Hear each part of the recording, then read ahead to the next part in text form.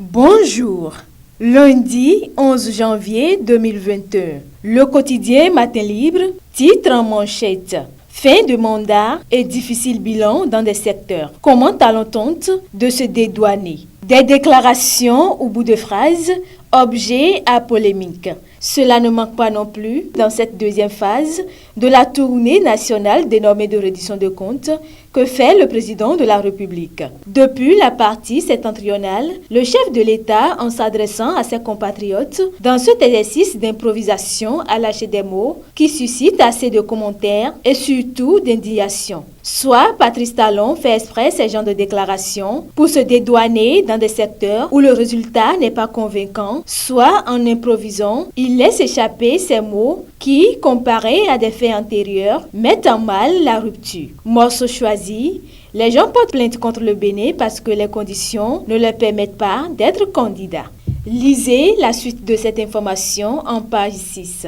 En fausse manchette haut, réouverture de la frontière nigériane et relance des activités. Commissaire en douane et transporteur agréé, échange. Présidentiel. Appel persistant en vue de sa candidature. La vague Nathanaël Coty gagne le zoo. En fausse manchette bas. Prière à l'intention du chef de l'État. Ouassi Amoussa appelle le PR à continuer l'œuvre entamée. À l'oreillette. Double décision de la Cour Diogbenou. Un déni de justice constitutionnelle Der à Diakotan. Lisez le commentaire du docteur en droit public et chargé d'enseignement à l'Université Sorbonne, Paris Nord, au sujet de la double décision rendue par la Cour constitutionnelle du Bénin la semaine passée sur le parrainage et la prolongation du mandat présidentiel en page 7. Sanction contre 3 responsables FCBE. Paul Humpert réinstaure la discipline. Décentralisation.